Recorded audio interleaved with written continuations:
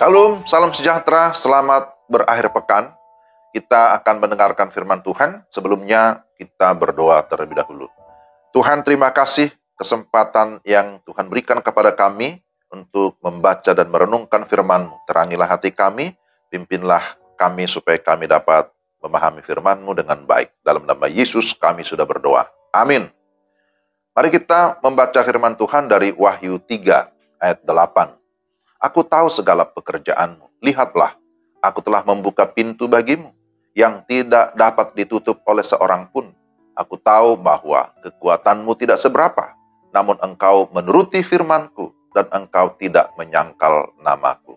Demikian firman Tuhan, Wahyu 3 ayat 8. Tema renungan kita, gereja yang menuruti firman Tuhan. Saudara-saudara, firman Tuhan ini pertama-tama ditujukan kepada jemaat Philadelphia. Philadelphia terletak di sebuah tempat yang strategis di jalur utama pos Kekaisaran Romawi ke arah timur, dan karenanya disebut pintu gerbang ke timur. Sebab itu terdapat banyak peluang di sana. Maka mari kita perhatikan apa yang dikatakan Yesus terhadap jemaat Philadelphia. Pertama kita lihat evaluasi atau penilaian yang diberikan oleh Tuhan Yesus. Ketika menulis kepada jemaat Philadelphia, Yesus menggambarkan dirinya sebagai pemegang kunci Daud. Karena itu, dia dapat berkata, lihatlah, aku telah membuka pintu bagimu yang tidak dapat ditutup oleh seorang pun, dalam ayat 7. Arti yang paling mungkin dari pintu yang terbuka ini adalah pintu kesempatan, terutama kesempatan untuk bermisi. Di bagian lain, Paulus berulang kali menggunakan kiasan ini dalam surat-suratnya.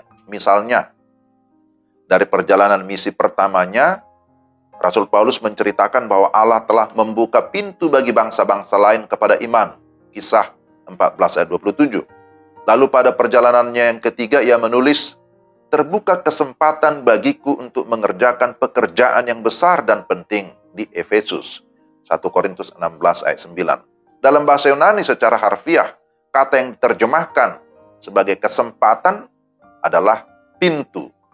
Dalam kasus Philadelphia, mungkin yang dimaksud pintu yang terbuka mengacu pada lokasinya memang sangat strategis, terletak di lembah yang luas dan subur. Philadelphia menguasai jalur perdagangan ke segala penjuru.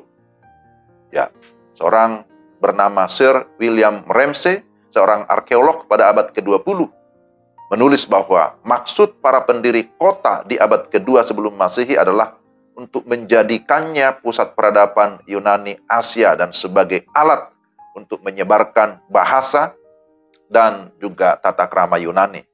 Philadelphia adalah kota misi sejak awalnya. Jadi apa yang telah dijalankan kota ini bagi kebudayaan Yunani sekarang dijalankan bagi Injil Kristen, bagi misi Kristen. Jadi dikatakan tidak ada yang dapat menutup pintu ini. Maka bersyukur kepada Tuhan bahwa ada banyak pintu yang terbuka untuk misi di dunia sampai dengan pada masa sekarang ini. Tapi kita juga menghadapi realitas adanya pintu tertutup di banyak tempat lain.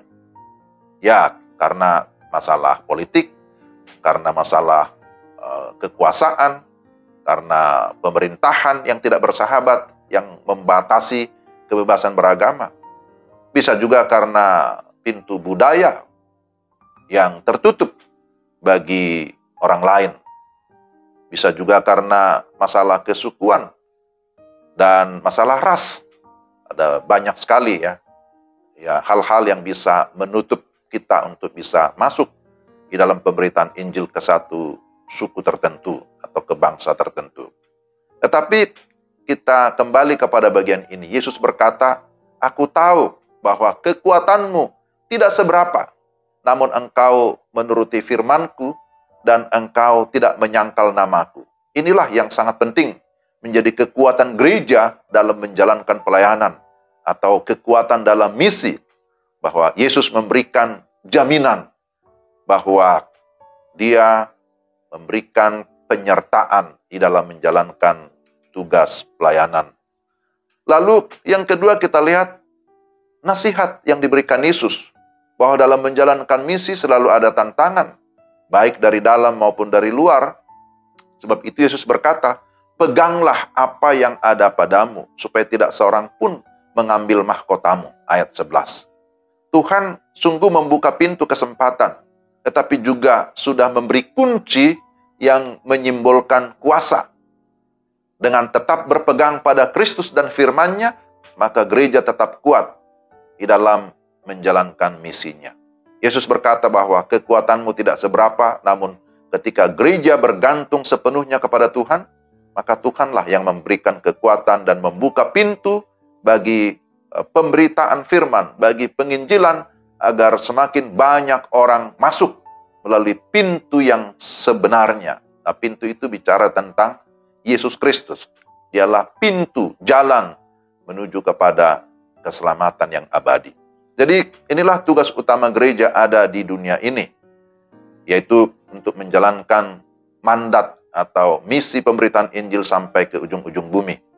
Karena itu, saudara, melalui bagian firman Tuhan ini kita diingatkan supaya baik sebagai satu komunitas gereja ataupun secara personal, bahwa kita adalah orang-orang yang percaya kepada Kristus, kita terlibat dalam kegerakan misi sedunia. Melalui doa, melalui dana, melalui daya, ya kita mau terlibat dalam kegerakan misi. Jadi sebagaimana firman Tuhan ini, mari kita menjadi gereja yang sungguh-sungguh mau menuruti firman Tuhan. Menjadi gereja yang senantiasa berfokus kepada Tuhan, yang tidak menyangkal nama Yesus, tetapi menjadi gereja yang memberitakan nama Yesus sebagai Tuhan dan Juru Selamat satu-satunya. Demikian firman Tuhan, mari kita berdoa. Tuhan, terima kasih untuk firman-Mu hari ini. Kiranya Tuhan menolong kami, supaya kami menjadi gereja atau orang percaya yang sungguh-sungguh menuruti firman Tuhan, dan juga mau memberitakan firman, supaya semakin banyak orang yang sungguh-sungguh percaya kepada Yesus sebagai pintu keselamatan satu-satunya. Terima kasih Tuhan, berilah kami kekuatan, berilah kami keberanian untuk tetap setia memberitakan berita keselamatan kepada banyak orang lain, kepada segala suku bangsa. Dalam nama Yesus kami sudah berdoa. Amin. Demikianlah firman Tuhan hari ini. Kiranya Tuhan memberkati Bapak, Ibu, dan saudara sekalian. Selamat berakhir pekan. Shalom.